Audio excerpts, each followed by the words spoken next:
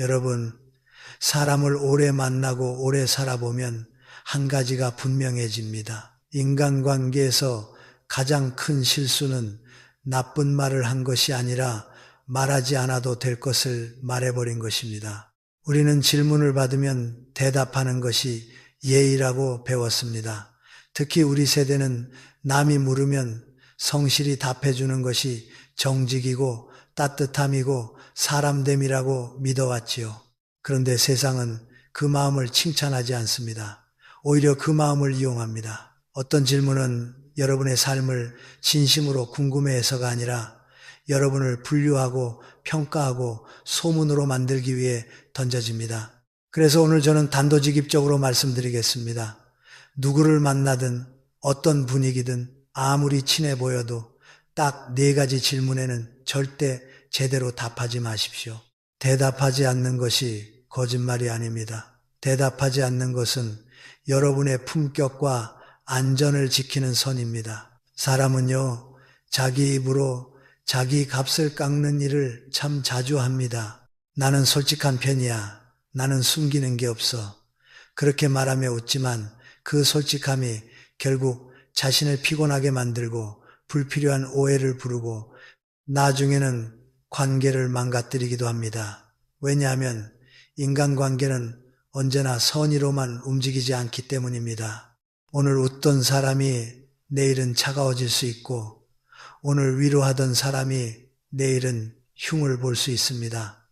인간의 마음은 변합니다. 마음이 변하면 어제의 비밀은 오늘의 약점이 됩니다. 그래서 지혜로운 어른은 사람을 믿지 마라가 아니라 사람의 마음이 변할 수 있음을 인정하고 나를 보호하는 법을 압니다. 우리는 흔히 이런 장면을 겪습니다. 모임이 끝나고 집에 돌아와 불을 끄고 누웠는데 갑자기 가슴이 철렁합니다. 아, 내가 왜 그 말을 했지? 그 한마디가 머릿속에서 계속 맴돌지요. 그때 여러분은 이렇게 생각합니다. 그 사람은 좋은 사람이니까 괜찮겠지.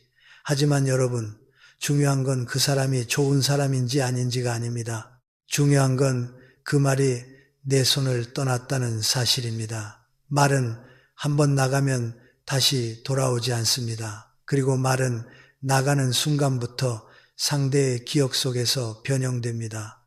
사람이 하는 말은 사실 그대로 저장되지 않습니다.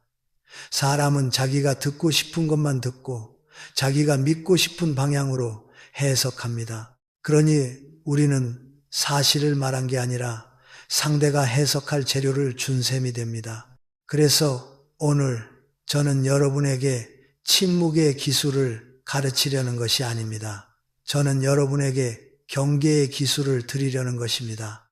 말해야 할 때 말하는 사람은 많습니다. 그러나 말하지 말아야 할 때 입을 다물 줄 아는 사람은 드뭅니다. 그런데 존중은 후자에게 따라옵니다. 묘하지요. 어떤 사람은 말을 많이 할수록 가벼워 보이고 만만해 보이고 결국 함부로 대하기 쉬운 사람이 됩니다.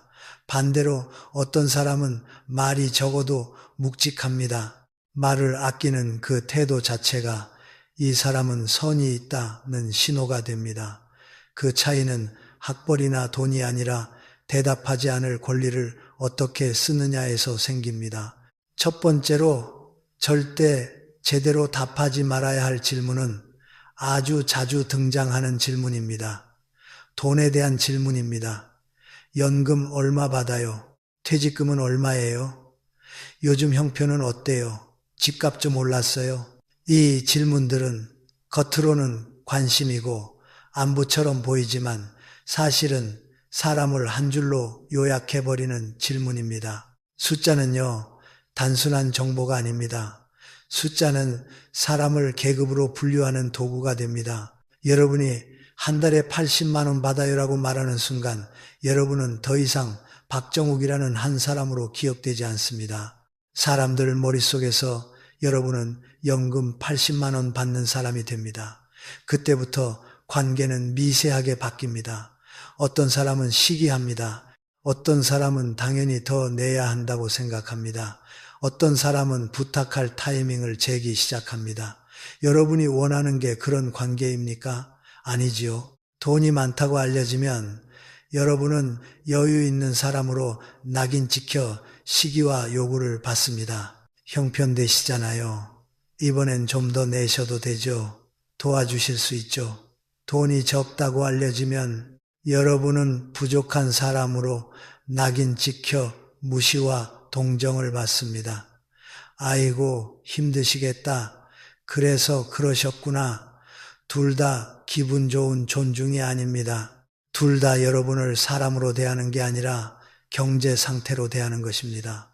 그리고 더 무서운 건 한 번 생긴 경제 이미지는 쉽게 바뀌지 않는다는 것입니다. 여러분이 나중에 큰 병원비를 써서 돈이 부족해져도 사람들은 여전히 여러분을 형편 괜찮은 사람으로 생각할 수 있습니다. 숫자가 여러분의 얼굴이 되어버리기 때문입니다. 그렇다면 여러분은 어떻게 해야 합니까? 답은 단순합니다. 숫자를 주지 마십시오. 구체적인 액수를 말하지 마십시오. 상대가 물으면 이렇게만 답하십시오. 먹고 사는데 지장은 없지요. 그리고 웃으십시오. 이 말은 거짓말도 아니고 과장도 아닙니다. 그저 불필요한 문을 닫는 말입니다. 상대가 그래도 대충 얼마쯤 하고 더 캐묻는다면 설명하지 마십시오. 감정적으로 대응하지 마십시오. 같은 말을 차분히 반복하십시오. 예, 지장은 없습니다. 반복은 무례가 아닙니다. 반복은 경계입니다. 경계가 있는 사람은 함부로 대하기 어렵습니다. 오히려 더 존중받습니다. 여러분, 여기서 핵심은 말을 잘하는 기술이 아닙니다.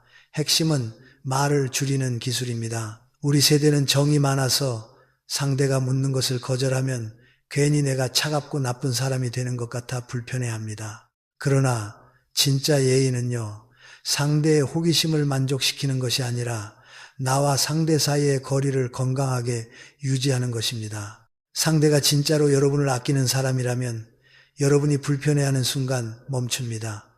멈추지 않고 계속 파고든다면 그건 관심이 아니라 침범입니다. 그 침범을 막는 것이 어른의 책임입니다. 그러니 오늘부터 마음을 바꾸십시오. 질문을 받았다고 해서 대답할 의무는 없습니다. 대답하지 않아도 된다는 사실을 여러분 스스로에게 허락하십시오. 특히 돈 이야기는 여러분이 가장 소중한 사람 몇 명에게만 공유하면 충분합니다. 배우자, 함께 생활을 꾸려가는 가족, 그리고 정말 필요한 범위만이면 됩니다. 모임에서 지인에게 분위기에 휩쓸려 숫자를 흘리지 마십시오. 그 숫자는 언젠가 여러분의 목에 걸린 이름표가 되어 여러분을 불편하게 만들 수 있습니다. 여러분, 말은요, 많이 한다고 따뜻해지는 게 아닙니다. 말은 꼭 필요한 만큼만 해야 따뜻해집니다.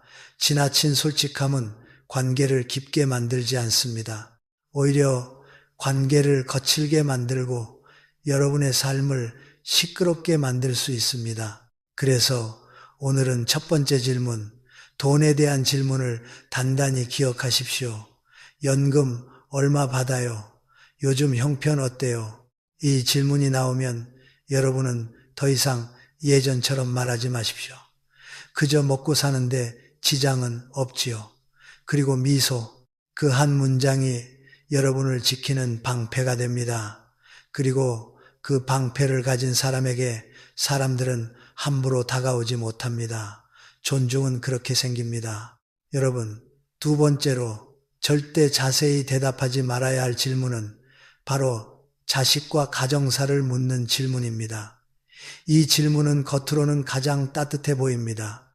요즘 아들은 뭐해? 딸은 잘 지내? 며느리랑은 사이 괜찮아? 손주는 자주 와? 말투도 부드럽고 관심처럼 들립니다. 그런데 여러분, 이런 질문이 왜 위험한가요? 이유는 단순합니다. 가정사는 한 번 입 밖으로 나오는 순간 소문이 되기 쉽기 때문입니다. 그리고 소문이 되는 순간 여러분의 집안은 더 이상 여러분의 집안이 아니라 남들의 평가 대상이 됩니다. 우리는 자식 이야기를 할 때 흔히 두 방향으로 갑니다. 하나는 자랑이고 다른 하나는 하소연입니다. 그런데 두 방향 모두 결국 여러분과 자식에게 좋지 않은 결과를 남기기 쉽습니다. 먼저 자랑부터 보겠습니다. 모임에서 누가 물으면 우리도 모르게 기분이 올라갈 때가 있습니다. 아, 우리 큰아들은 이번에 승진했어요. 딸이 좋은 데 들어갔지요. 사위가 사업이 잘 돼서 이런 말이 나오는 순간 듣는 사람은 겉으로는 박수치고 축하해주지만 속마음은 다를 수 있습니다. 사람 마음속에는 비교심이 있습니다. 비교심이 깊어지면 축하가 아니라 박탈감이 됩니다. 나는 뭐지? 우리 집은 왜 이럴까? 이 마음이 쌓이면 결국은 시기심으로 변합니다. 그리고 시기심은 조용히 관계를 갉아먹습니다. 여러분은 축하를 받는 것 같지만 사실은 부러움이 아닌 불편함을 남길 수 있다는 뜻입니다. 그렇다면 반대로 자식 흉이나 가정사를 하소연하면 괜찮을까요? 더 위험합니다. 우리 딸은 전화 한 통이 없어. 아들은 속을 썩여. 며느리가 영. 처음엔 상대가 위로를 해줍니다. 아이고, 얼마나 힘드세요. 그런데 시간이 지나면요. 사람은 반복되는 하소연을 들으면 마음속에서 결론을 내립니다. 저 집안은 문제가 많구나. 저 사람은 늘 불만이구나. 결국 여러분은 위로받는 사람이 아니라 피곤한 사람이 됩니다. 더 큰 문제는 부모가 흘린 불평이 결국 자식 귀에 들어갈 수 있다는 것입니다. 그때 자식은 어떻게 느낄까요? 엄마는 왜 밖에서 내 얘기를 해?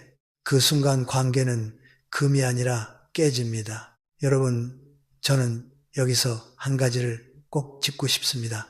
자식은 부모의 자랑거리도 부모의 하소연 재료도 아닙니다. 자식은 부모가 지켜야 할 독립된 인격입니다. 부모의 말 한마디는 자식을 살리기도 하고 자식을 다치게 하기도 합니다. 특히 밖에서 한 말은 통제할 수 없습니다. 내가 그런 뜻이 아니었어 라는 해명은 소문 앞에서는 아무 힘이 없습니다. 그리고 사람들은 가정사를 들을 때 생각보다 잔인합니다. 누군가는 여러분의 자식 성공을 들으며 조용히 비웃을 수도 있고 누군가는 여러분의 자식 문제를 들으며 속으로 안도할 수도 있습니다. 우리는 남을 괴롭히려는 마음이 없지만 인간의 마음은 늘 깨끗하지만은 않습니다. 그러니 여러분이 지혜롭게 해야 할 일은 단 하나입니다. 가정사를 중립으로 처리하는 것, 이것이 어른의 품격입니다. 그럼 실제로 어떻게 대답해야 할까요? 핵심은 세 가지입니다. 짧게, 담백하게, 더 이상 열지 않기. 누가 묻습니다. 요즘 아들은 뭐 해요? 여기서 여러분이 해야 할 대답은 자식의 직장, 연봉, 승진, 결혼 계획을 설명하는 것이 아닙니다. 이렇게만 하시면 됩니다. 다들 바쁘게 살지요. 며느리랑은 사이 좋아요. 그럭저럭 잘 지내요. 손주는 자주 와요. 올 수 있으면 오겠지요. 이 정도면 충분합니다. 여러분이 입을 닫는다고 해서 차가운 사람이 되는 게 아닙니다. 오히려 상대는 무의식적으로 이렇게 느낍니다.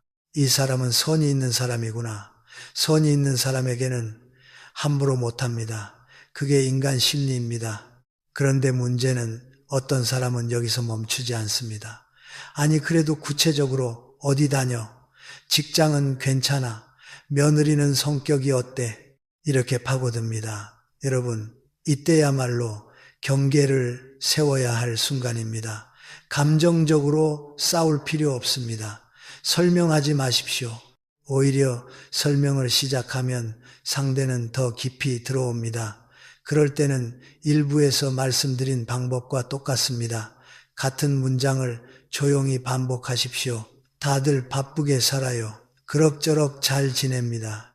반복이 쌓이면 상대는 알아차립니다. 아, 이 사람은 더 말하지 않겠구나. 그때 비로소 질문은 멈춥니다. 여러분이 강하게 말해서 멈추는 게 아니라 단단하게 닫혀있기 때문에 멈추는 겁니다. 여러분, 가정사를 지키는 것은 자식을 지키는 일이고 동시에 여러분의 체면을 지키는 일입니다. 어떤 집안은 모임만 가면 자식 이야기가 끝이 없습니다. 자랑과 하소연이 섞여서 줄줄 나옵니다. 듣는 사람들은 처음엔 웃어주지만 집에 돌아가며 말합니다. 아, 또 그 얘기야. 그리고 시간이 지나면 그 사람을 피합니다.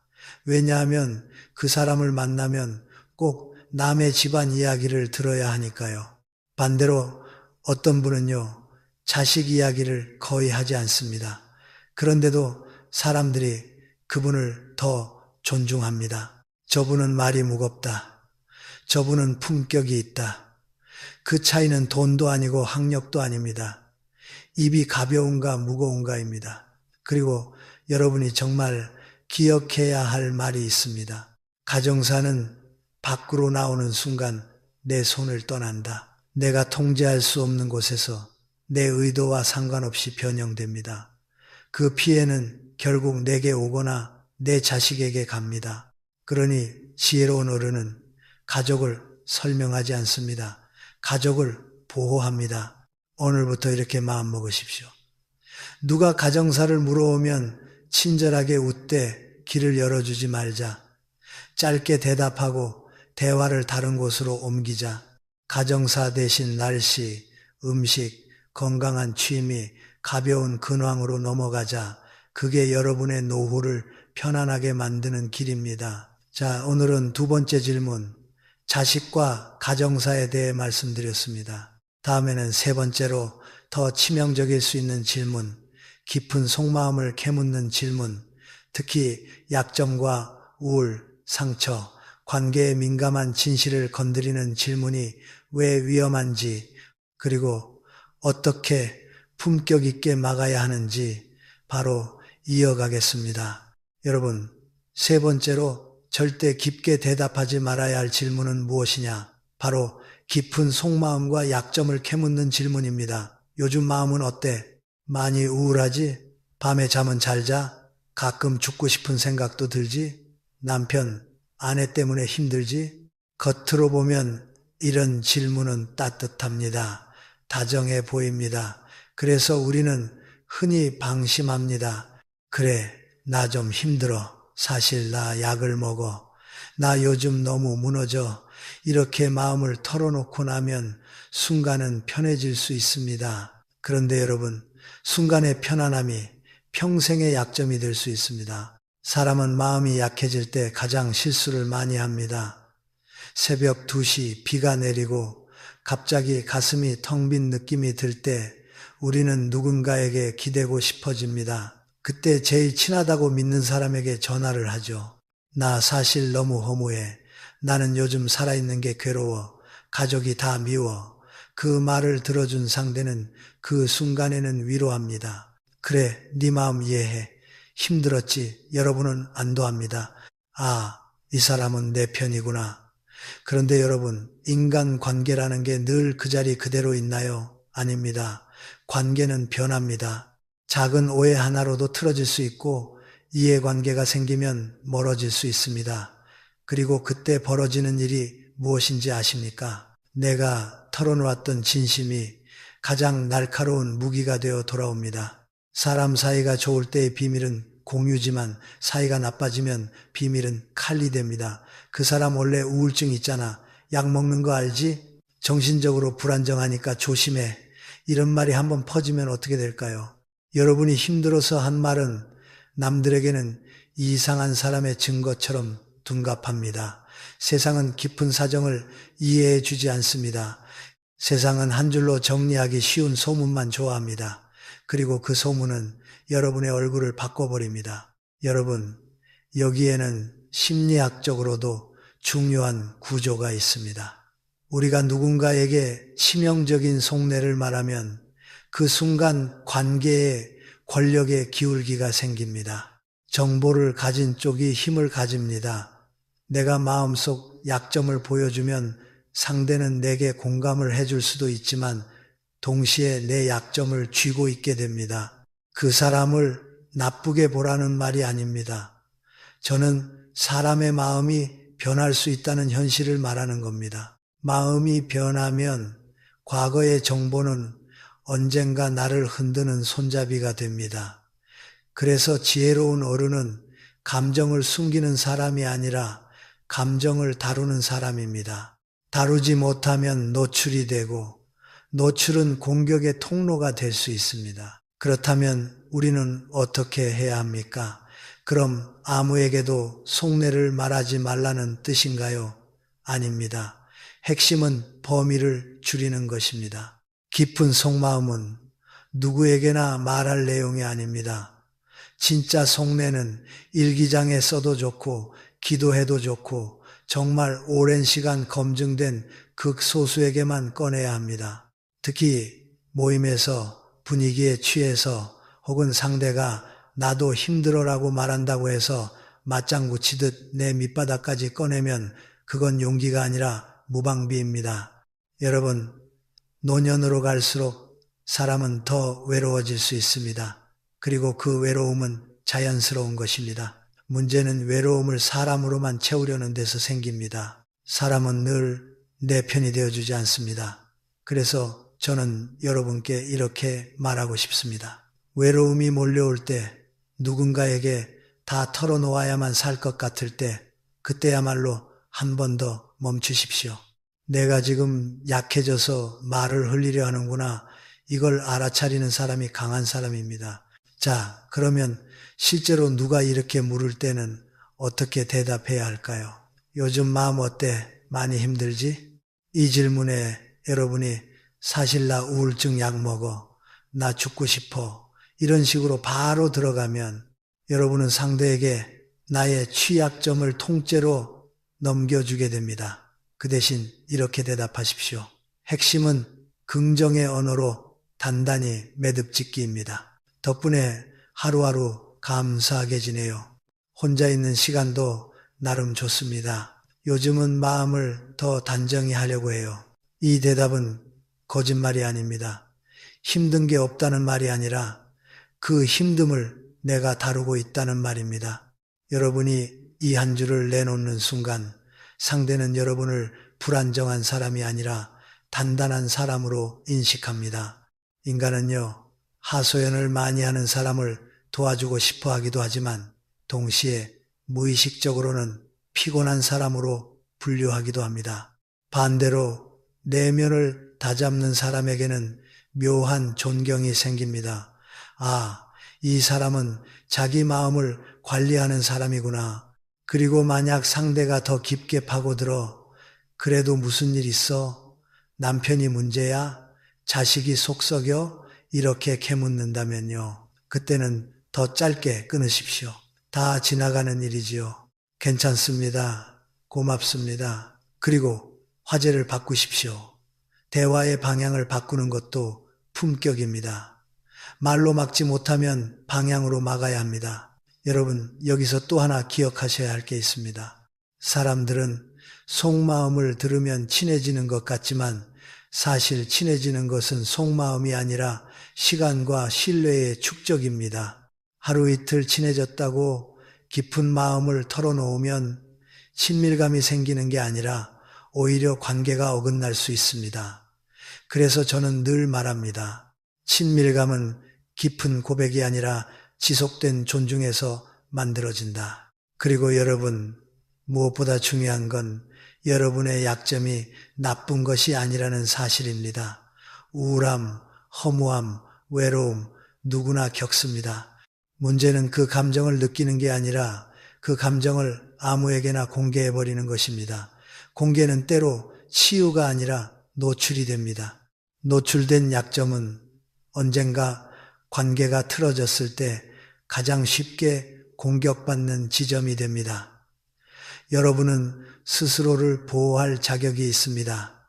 오히려 그 보호가 진짜 자존심입니다. 자, 정리해 보겠습니다.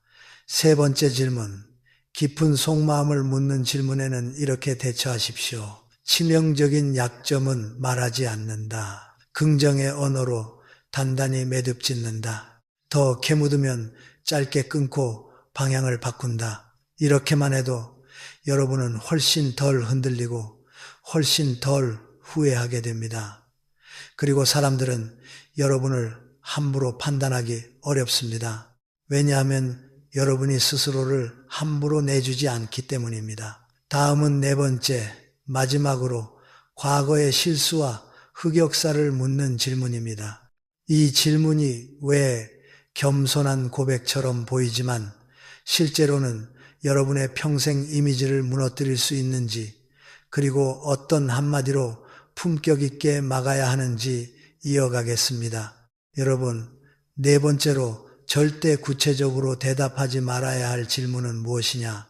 바로 과거의 실수, 흑역사, 치명적인 실패를 캐묻는 질문입니다. 사람들은 이런 질문을 아주 가볍게 던집니다. 젊을 때 후회되는 일 없어요? 옛날에 크게 말아먹은 적 있죠? 그때 왜 그랬어요? 한 번쯤 실수는 다 하잖아. 솔직히 말해봐요. 심지어 여러분이 먼저 나도 왕년에 하며 웃으면서 꺼낼 때도 있습니다. 분위기가 좋으니까, 겸손해 보이고 싶으니까, 나도 완벽한 사람은 아니야 라는 말을 하고 싶으니까요. 그런데 여러분, 여기서 아주 중요한 사실이 있습니다. 과거의 실수를 교훈으로 말하는 순간 상대는 교훈을 듣지 않습니다. 상대는 여러분을 평가할 재료를 얻습니다. 우리는 흔히 착각합니다. 내가 실수도 있었지만 지금은 달라졌어 라고 말하면 상대가 그래, 사람이 다 그렇지 하며 넓게 이해해 줄 거라고요. 하지만 인간의 마음은 그렇게 넓지 않습니다. 사람은 남의 과거를 들으면 그 과거를 그 사람의 본질로 바꾸어 기억하기 쉽습니다. 왜냐하면 사람의 뇌는 긍정적인 정보보다 부정적인 정보를 더 오래, 더 강하게 붙잡기 때문입니다. 여러분이 평생 쌓아온 10가지의 성실함이 있어도 여러분 입으로 말한 치명적 실수 한 가지가 그 10가지를 덮어버릴 수 있습니다. 말하자면 여러분이 스스로 자기 얼굴에 흠집을 내는 일을 하는 겁니다. 예를 들어보겠습니다. 모임에서 누가 웃으며 묻습니다. 형님, 젊을 때 보증 잘못 써서 망한 적 있죠? 여러분이 아유, 내가 그때 보증을 잘못 써서 집안이 한번 휘청했지 하고 웃어넘겼다고 해봅시다. 그 자리는 웃고 끝납니다. 그런데 사람들 머릿속에 남는 건 무엇일까요?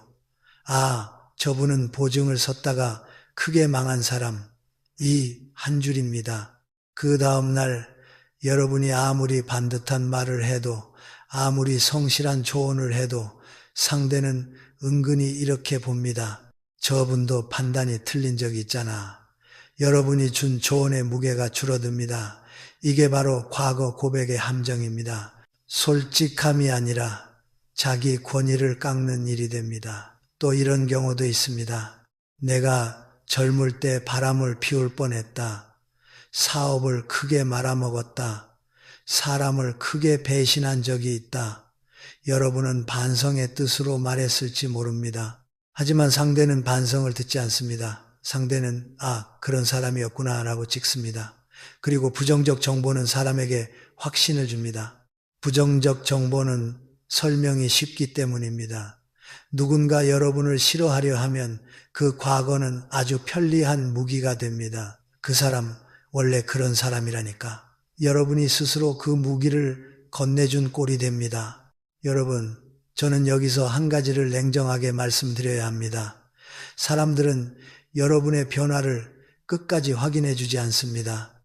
변화를 확인하기는 귀찮고 과거 한 장면으로 결론 내리는 게 훨씬 편하기 때문입니다. 그래서 과거 실수는 내가 이미 극복했다 해도 남들의 기억 속에서는 오래 남습니다. 특히 나이가 들수록 우리는 신뢰와 품격으로 평가받습니다.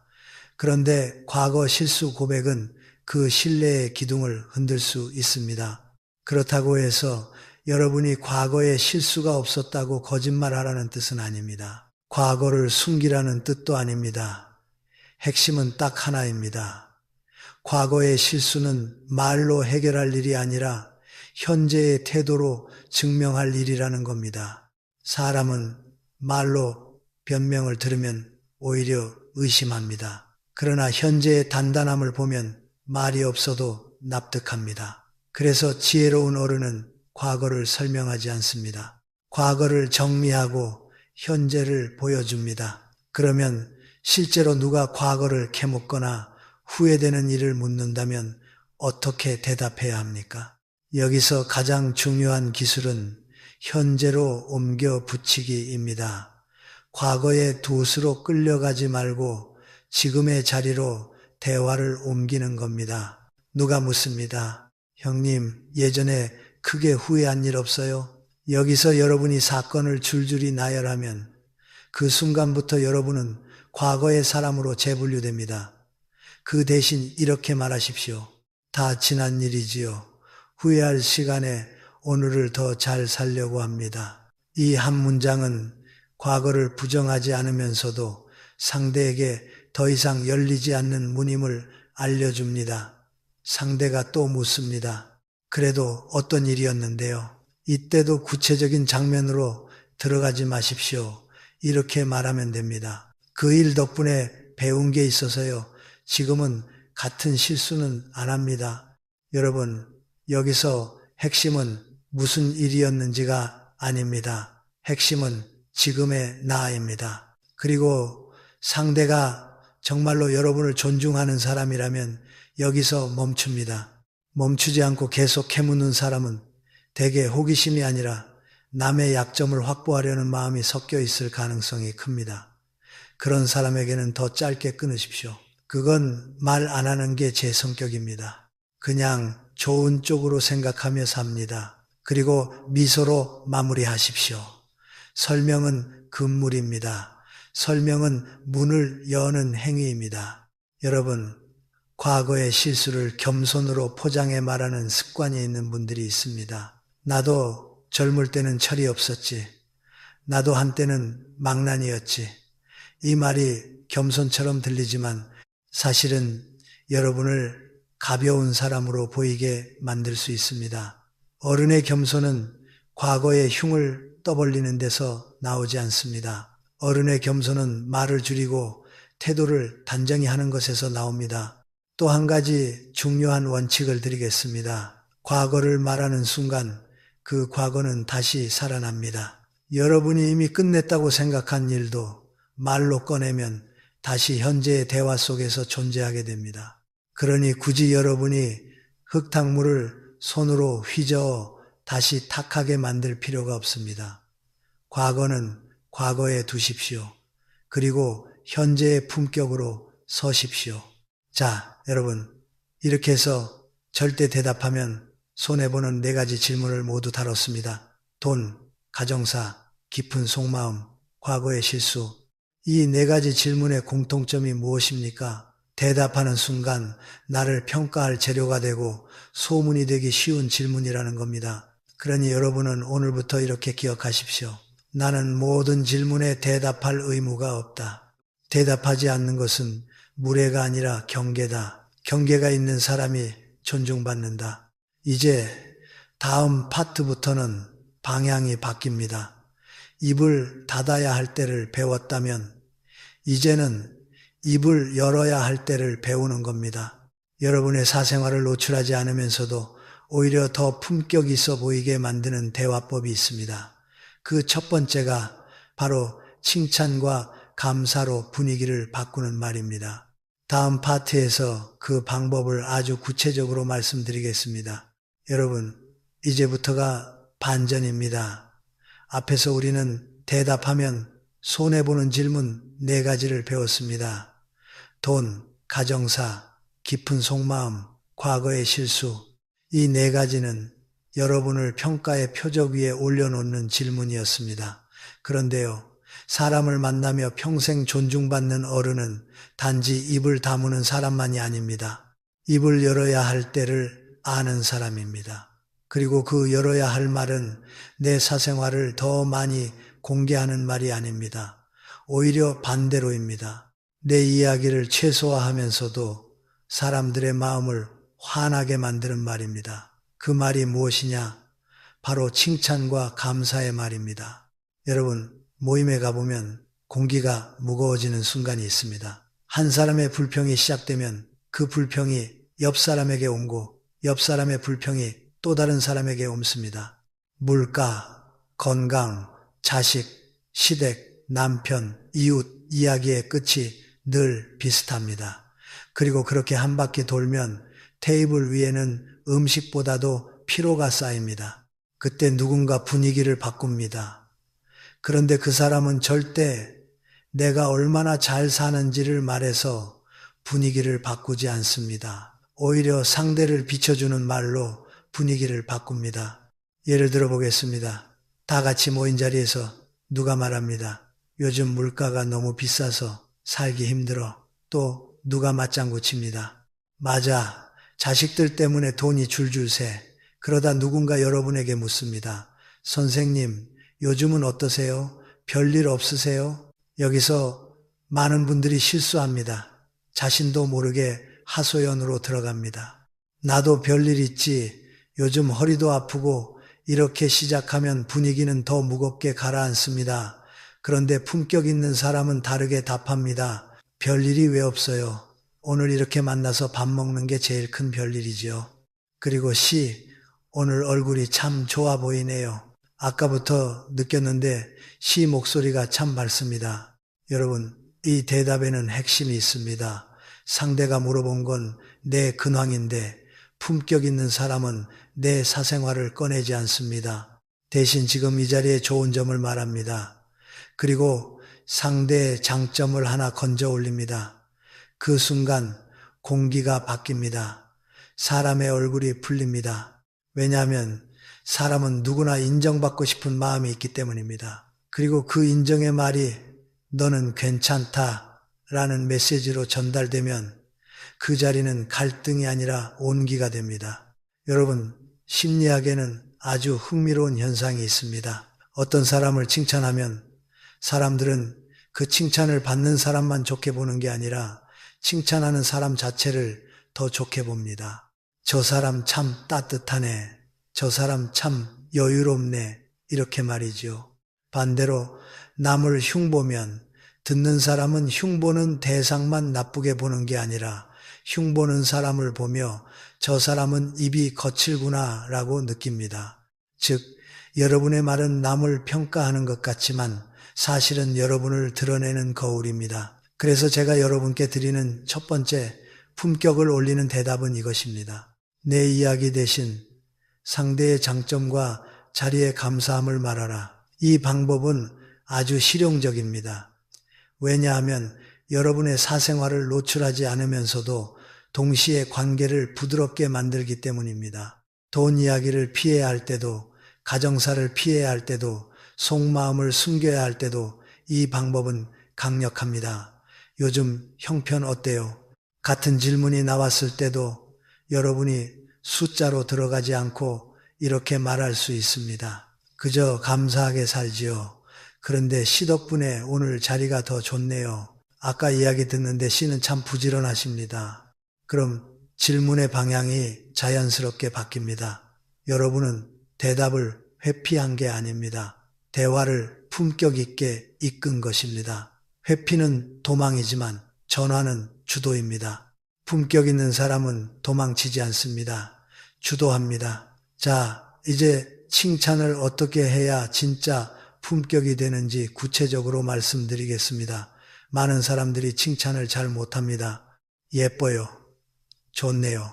이런 말은 가볍게 들리기도 합니다. 품격 있는 칭찬은 세 가지가 있습니다. 첫째, 구체적으로 칭찬하십시오.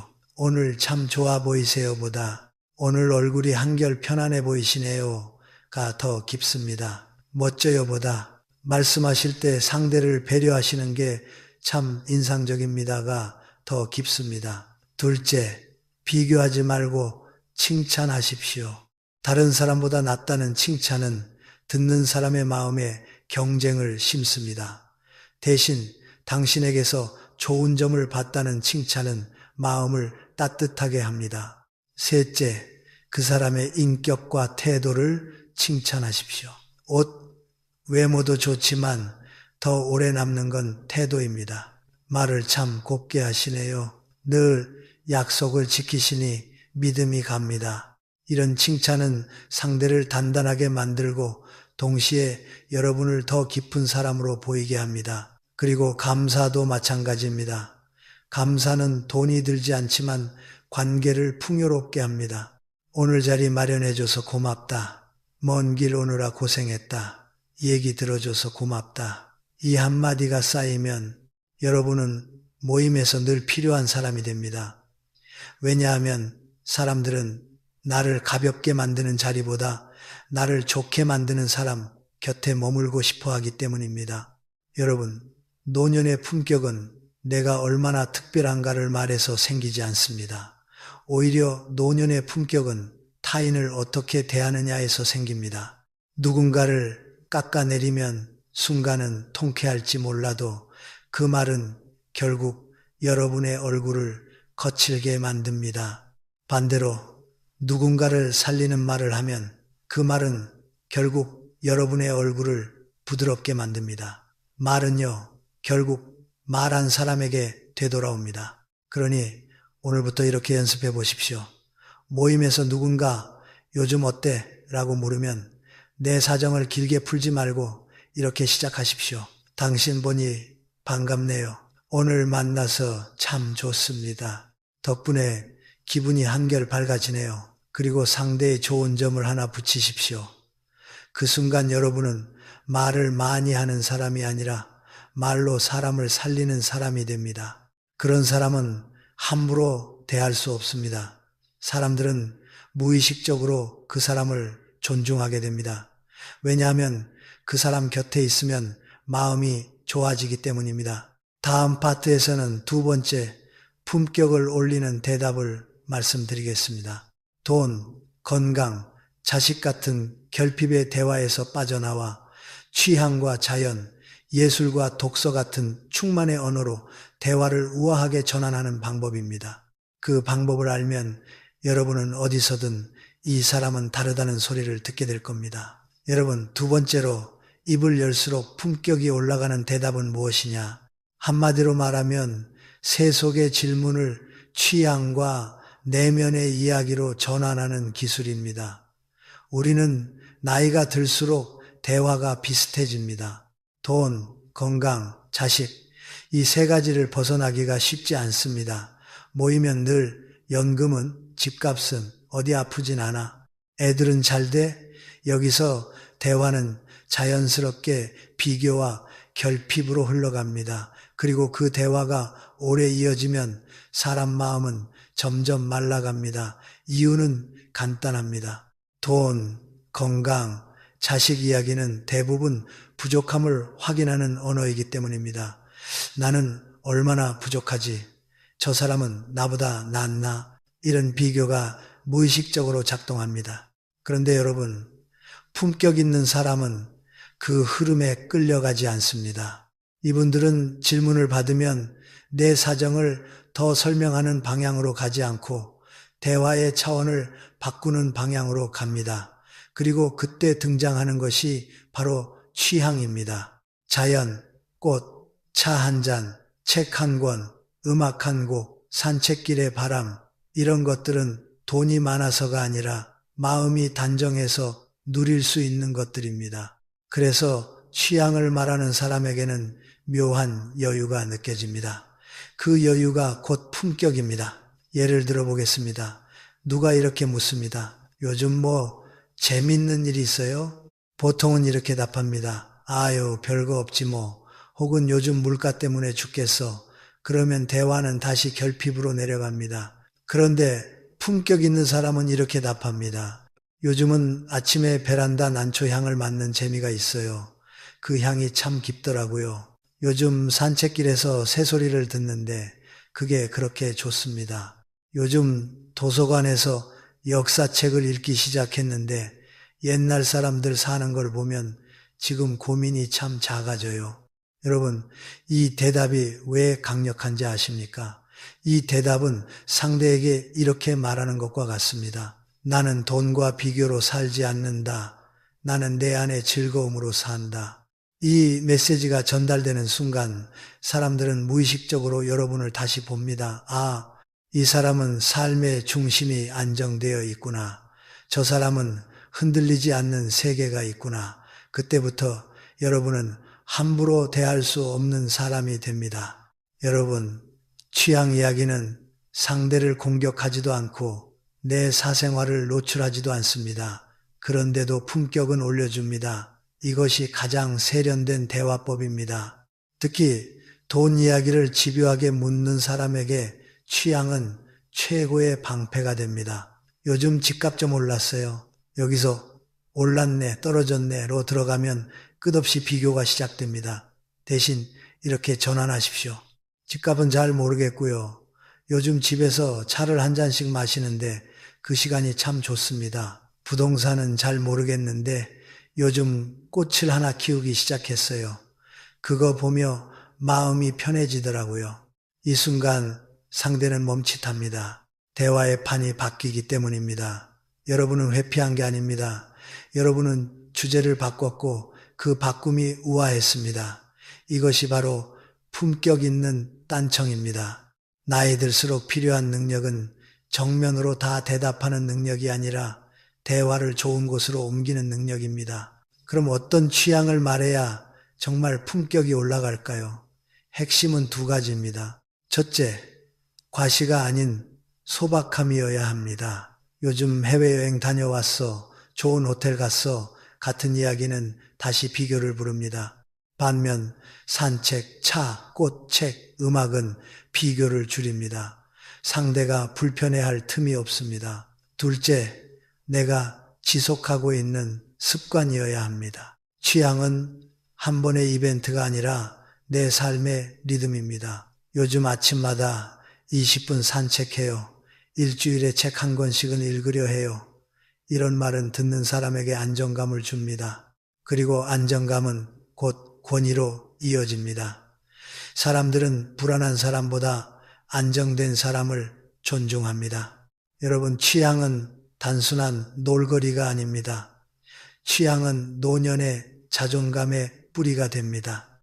왜냐하면 자식이 아무리 잘 돼도 내 몸이 아무리 건강해도 세상은 변하고 관계는 변합니다. 그러나 내가 쌓아둔 취향과 내면의 세계는 쉽게 무너지지 않습니다. 그래서 취향을 가진 사람은 늙어도 덜 초라해집니다. 반대로 취향이 없는 사람은 나이가 들수록 이야기할 것이 돈과 건강과 자식뿐이 되어 점점 더 비교에 휘둘리기 쉽습니다. 그 차이가 결국 노후의 품격을 만듭니다. 그리고 여기서 아주 현실적인 조언을 하나 드리겠습니다. 여러분이 취향을 말하면 상대도 따라옵니다. 처음엔 무슨 난초야 하고 웃을지 모릅니다. 그런데 반복해서 여러분이 흔들리지 않고 말하면 어느 순간 상대가 묻습니다. 그 난초는 어디서 샀어요? 그 책은 어떤 내용이에요? 그때부터 여러분은 돈 얘기로 묶이는 사람이 아니라 삶의 결을 바꾸는 사람이 됩니다. 그리고 그 사람은 모임에서 중심이 됩니다. 큰 소리로 중심이 되는 게 아니라 조용히 존중받는 중심이 됩니다. 자, 그래서 오늘부터 이렇게 연습해 보십시오. 누가 요즘 뭐 해? 라고 물으면 돈, 자식, 건강으로 들어가지 말고 아래 세 가지 중 하나로 답해 보십시오. 자연, 요즘 산책하면서 바람 느끼는 재미가 있어요. 취미, 요즘 차 한 잔 마시며 음악 듣는 시간이 참 좋습니다. 독서, 배움, 요즘 책을 읽는데 마음이 참 정돈돼요. 여러분의 대답이 바뀌면 사람들은 여러분을 다르게 봅니다. 왜냐하면 사람들은 무의식적으로 이렇게 판단하기 때문입니다. 이 사람은 내면이 채워져 있구나. 내면이 채워진 사람은 남에게 빌붙지 않습니다. 남에게 기대어 살지 않습니다. 그래서 함부로 대하기 어렵습니다. 이게 품격입니다. 다음 파트에서는 세 번째 품격을 올리는 대답을 말씀드리겠습니다. 과거가 아니라 현재와 미래를 말하는 사람, 나는 아직도 배우고 성장한다는 성장 마인드셋의 언어가 왜 노년의 권위와 매력을 만드는지, 그리고 어떤 말로 그것을 자연스럽게 보여줄 수 있는지 이어가겠습니다. 여러분, 세 번째로 입을 열수록 품격이 올라가는 대답은 무엇이냐? 바로 과거가 아니라 현재와 미래를 말하는 대답입니다. 사람을 지루하게 만드는 어른과 사람을 끌어당기는 어른의 차이는 의외로 간단합니다. 두 사람이 쓰는 말의 시제가 다르기 때문입니다. 지루한 사람은 늘 과거로 갑니다. 내가 왕년에는, 옛날에는 말이야, 그때는 다들 이랬지. 말이 과거로 흐르면 듣는 사람의 마음도 같이 과거로 가라앉습니다. 과거는 대체로 비교와 후회, 불평과 한탄을 끌고 오기 쉽습니다. 반면 품격 있는 사람은 현재와 미래를 말합니다. 요즘 나는, 지금 나는, 앞으로 나는. 이 말은 듣는 사람에게 생기를 줍니다. 살아있는 사람의 말이기 때문입니다. 여러분, 나이가 들면 세상은 우리를 자꾸 한 칸에 넣으려 합니다. 이제 편히 쉬셔야죠. 나이도 있는데 뭘 더 하시려고요? 그 나이에 뭘 배워요? 이런 말들이요. 얼핏 배려 같지만 그 안에는 아주 불편한 시선이 숨어 있습니다. 당신은 이제 성장이 끝난 사람이라는 시선입니다. 그런데 품격 있는 어른은 그 시선을 말로 깨뜨립니다. 큰 소리로 싸우지 않습니다. 다만 자기 삶을 현재형으로 말함으로써 증명합니다. 누군가 이렇게 묻는 상황을 떠올려 보십시오. 요즘 심심하지 않으세요? 소일거리라도 있으세요? 이 질문은 안부처럼 들리지만 경우에 따라서는 이제 할 일 없죠? 라는 무시가 섞여 있기도 합니다. 여기서 여러분이 그냥 TV나 보지라고 답하면 상대는 여러분을 더 쉽게 분류합니다. 아, 이분은 이제 흘러가시는구나. 그때부터 존중은 약해집니다. 그런데 여러분이 이렇게 대답하면 어떨까요? 심심할 틈이 어디 있어요? 요즘 내가 영어 회화를 조금씩 배우고 있거든요. 요즘은 유튜브로 요리 레시피를 보고 하나씩 해보는데 그게 참 재미있습니다. 요즘은 사진 정리하다가 옛날 기록을 글로 남겨보려고 해요. 여러분, 이 대답은 상대의 머릿속 분류표를 즉시 바꿉니다. 돌봄이 필요한 사람에서 존경할 수 있는 사람으로 이동합니다. 왜냐하면 사람은 본능적으로 성장하고 변화하는 존재에게 끌리기 때문입니다. 삶이 멈춘 사람에게서는 정체된 공기가 나고 삶이 움직이는 사람에게서는 생기가 납니다. 그 생기가 곧 권위입니다. 심리학에서는 이런 태도를 흔히 성장 마인드셋이라고 부릅니다. 능력은 고정된 게 아니라 노력하면 계속 나아질 수 있다는 믿음이지요. 반대로 나이 먹어서 무슨 이제 와서 배워서 뭐해 같은 생각은 고정 마인드셋입니다.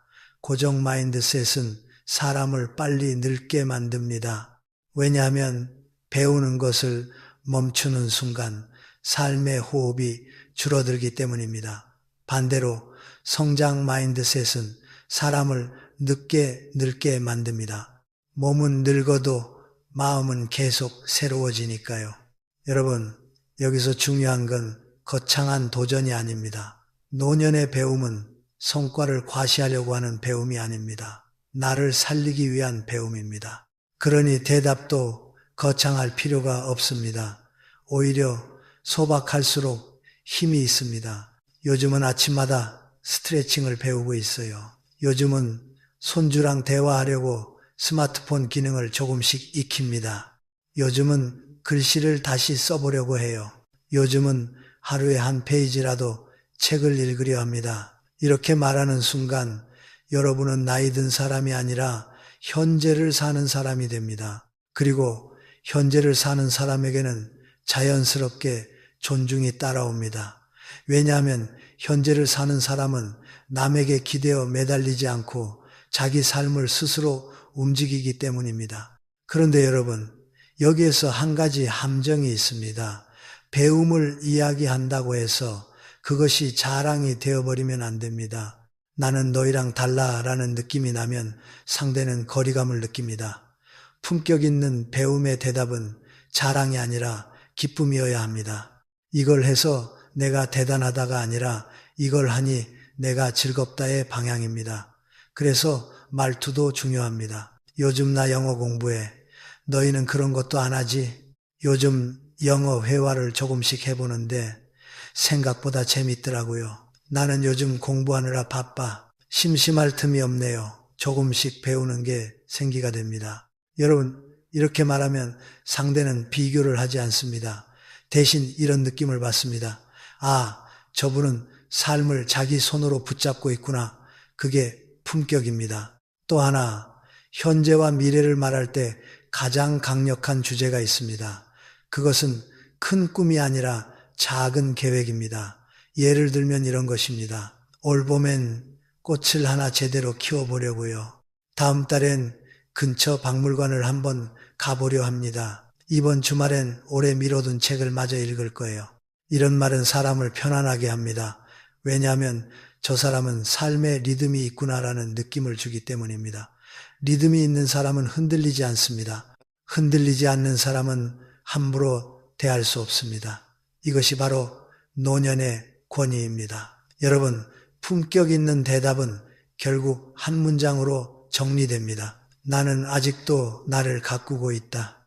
그 한 문장이 여러분을 늙지 않게 만듭니다. 그리고 이런 현재형 대답은 앞에서 배운 금지 질문을 피할 때도 강력합니다. 돈을 묻는 질문이 들어와도, 가정사를 묻는 질문이 들어와도 여러분은 현재의 리듬으로 대화를 옮길 수 있습니다. 요즘 형편 어때요? 그저 감사하게 살지요.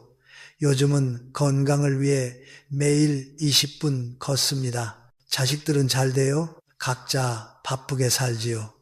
저는 요즘 책 읽는 재미로 지냅니다. 이렇게 하면 여러분은 설명하지 않았는데도 오히려 더 단정하고 멋있어 보입니다. 말이 짧고 방향이 좋기 때문입니다. 다음 파트에서는 마지막으로 전체를 단단하게 묻겠습니다. 오늘 배운 것의 공통점을 정리하고 곤란한 질문 앞에서 흔들리지 않도록 한 번에 써먹을 수 있는 짧은 대답 프레임을 만들어 드리겠습니다. 그리고 왜 이것이 노후 인간관계를 편안하게 만드는지, 품격 있는 어른이 되는 가장 빠른 길인지 마무리하겠습니다. 여러분, 오늘 이야기를 끝까지 따라오신 분들은 이미 감이 오셨을 겁니다.